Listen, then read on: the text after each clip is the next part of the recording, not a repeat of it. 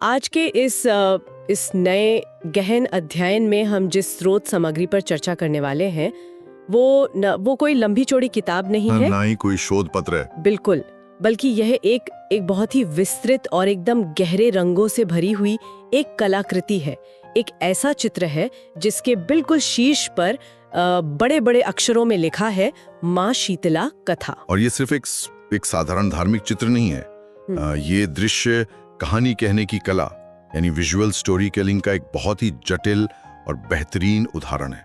हाँ, तो आज के हमारे इस गहन अध्ययन का मुख्य उद्देश्य इसी एक चित्र में छिपे गहरे अर्थों को, प्रतीकों को डिकोड करना है। जी, हमें ये समझना है कि कैसे ये कलाकृति बीमारी, स्वास्थ्य और आस्था के बीच के एक बहुत ही उलझे हुए संबंध को इतनी सरलता से सामने रखती है। सही कहा।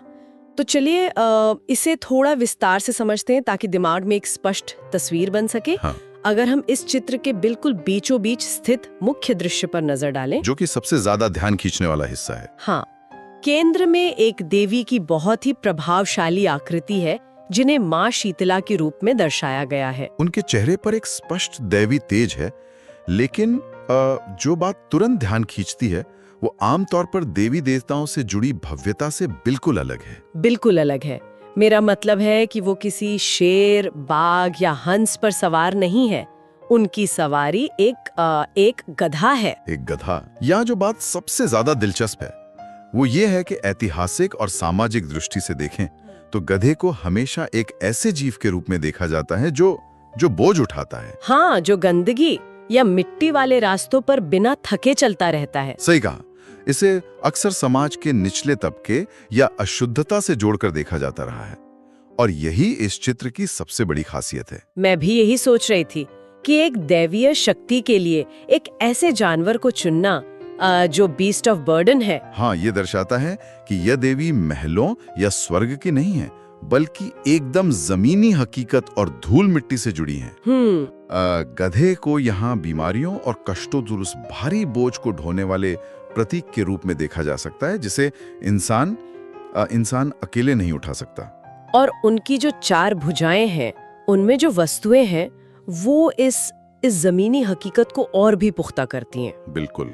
किसी भी हाथ में कोई त्रिशूल, तलवार या चक्र जैसा कोई पारंपरिक अस्त्र शस्त्र नहीं है। जी नहीं, इसके बजाय एक हाथ में एक साधारण सी झाड़ू है और दूसरे में एक सूप यानी जिसे हम हाथ का पंखा कहते हैं। तो ये एक बहुत ही अप्रत्याशित चुनाव लगता है ना? हेमा, यहाँ ये समझना बहुत जरूरी है कि प्राचीन समाजों में बीमारियों को अक्सर एक श्राप या दैवीय प्रकोप माना जाता था। हाँ, लोग मानते थे कि बीमारी रहस्यमयी तरीके से आती है और चमत्कार से ही जाती है। लेकिन ये चित्र उस पूरी धारणा को पलट देता है।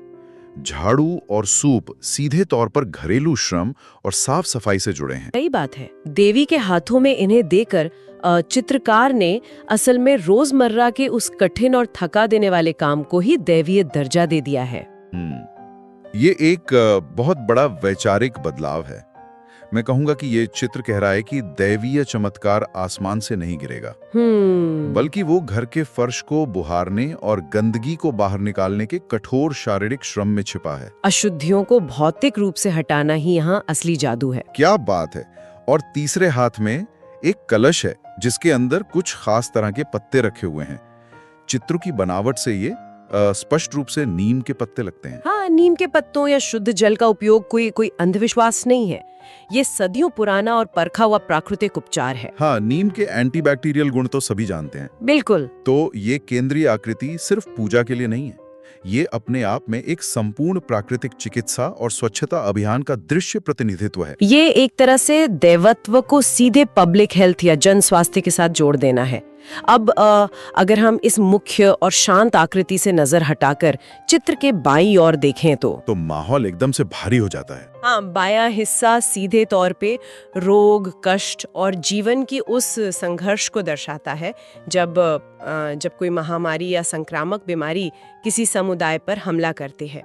यहाँ जो गांव का दृश्य है उसमें काफी गहरे और उदास रंगों का इस्तेमाल किया गया है। वहाँ के लोगों के चेहरों पर जो परेशानी और दर्द उकेरा गया है वो बहुत ही वास्तविक लगता है।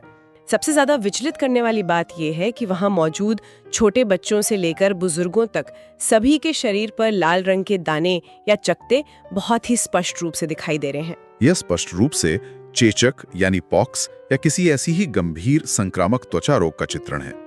उस दौर में जब आधुनिक एंटीबायोटिक्स नहीं थे, ऐसी बीमारियां पूरे के पूरे गांवों को तबाह कर देती थीं।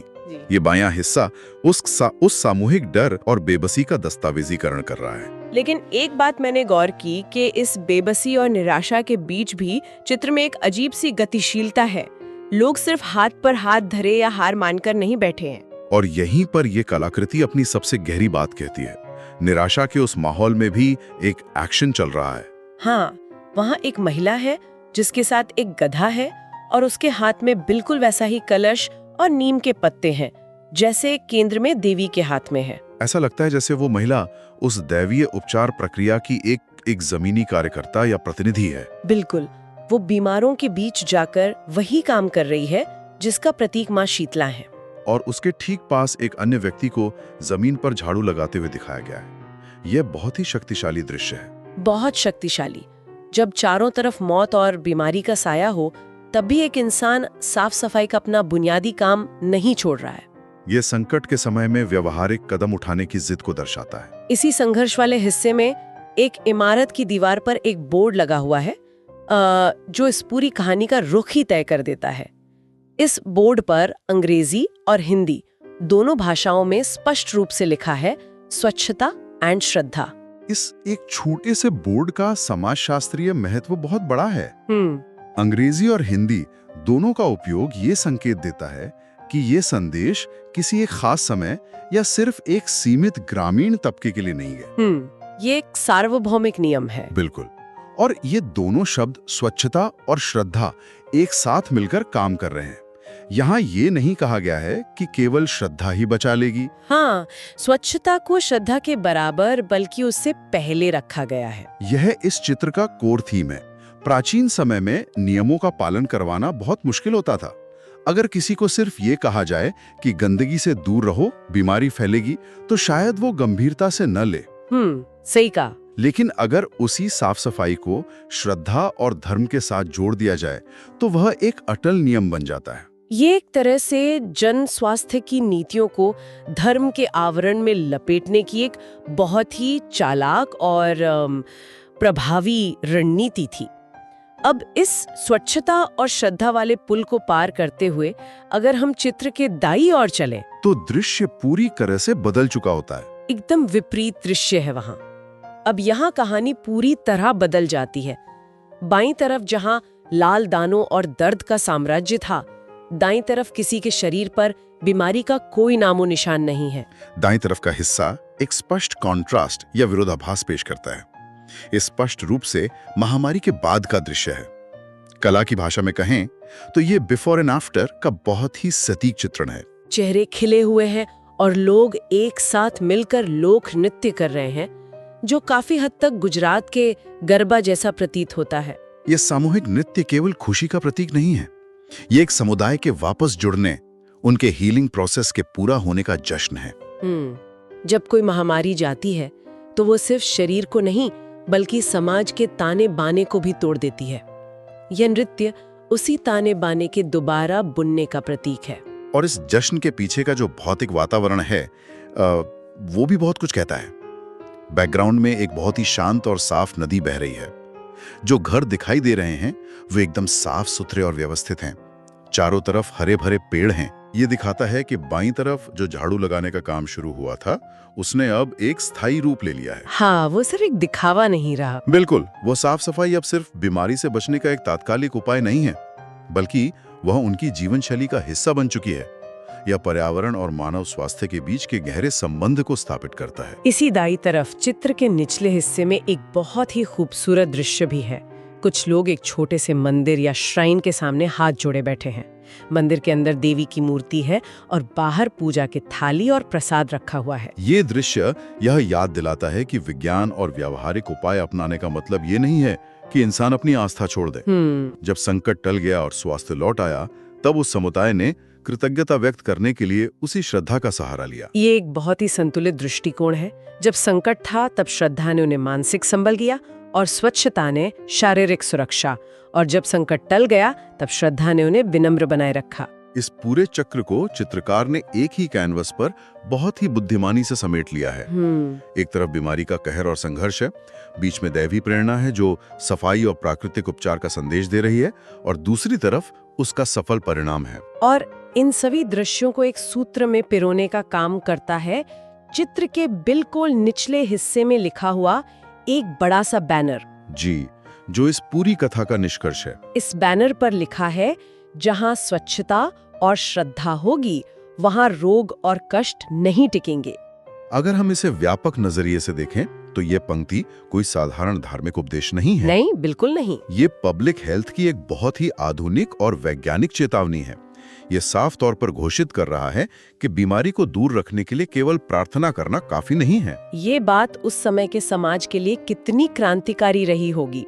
ये एक तरह से धर्म को कर्म के साथ जोड़ रही है। झाड़ू, सूपा और नीम के पत्ते, ये वे कर्म हैं जिन्हें समाज को खुद करना है। बिल्कुल, ये संदेश स्पष्ट करता है कि स्वास्थ्य की जिम्मेदारी केवल दैवीय शक्तियों की नहीं है।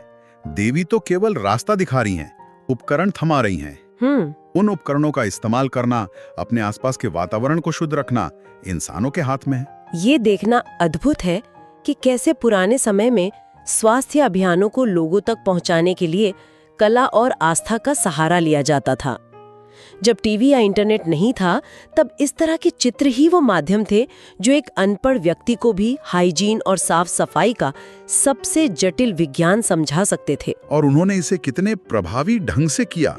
उन्होंने साफ सफाई के नियमों को एक कहानी में बदल दिया, एक ऐसी कहानी जो पीढ़ियों तक आसानी से याद रखी जा सके। सही बात है। इस चित्र के माध्यम से धर्म और विज्ञान आपस में टकराते नहीं हैं, बल्कि वो एक दूसरे के सबसे मजबूत सहयोगी बन जाते हैं। तो इस पूरी चर्चा को अगर समेटा जाए तो ये कलाकृति सीखने वालों के लिए एक आहा मोमेंट है। ये दिखाती है कि एक स्वस्थ समाज का निर्माण किसी एक चीज से नहीं होता। उसके लिए भौतिक वातावरण की सफाई और मानसिक शांति या विश्वास दोनों की जरूरत है। आज के संदर्भ में भी ये बात उतनी ही प्रासंगिक है।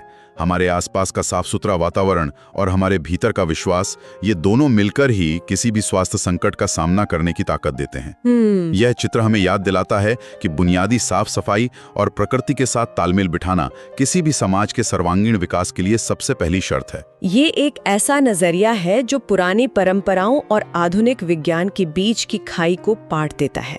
तो इस विस्तृत और दिलचस्प अध्ययन के अंत में एक ऐसा विचार सामने आता है जो सोचने पर मजबूर कर देता है। जी बिल्कुल। अगर पुराने समय के लोगों ने संक्रमण से बचाव, साफ सफाई और प्राकृतिक उपचार जैसे अत्यंत जरूरी सार्वजनिक स्वास्थ्य नियमों को सुनिश्चित करने के लिए उन्हें आस्था, धर्म और देवी देवताओं की कहानियों के साथ इतनी कुशलता से जोड़ दिया था, तो आज के इस आधुनिक और वैज्ञानिक दौर में हम क्या कर रहे हैं?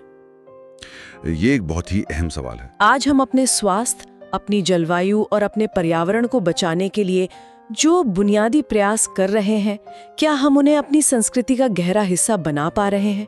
और क्या आने वाले समय में भविष्य की पीढ़ियां जब हमारे आज के प्रतीकों या हमारे बनाए गए नियमों को देखेंगी, तो क्या वे उनमें भी जीवन बचाने वाले इतने ही गहरे संदेशों को डिकोड कर पाएंगी? ये वास्तव में सोचने वाली बात है। ये एक ऐसा सवाल है जो हम सभी के लिए एक खुली बहस छोड़ जाता है।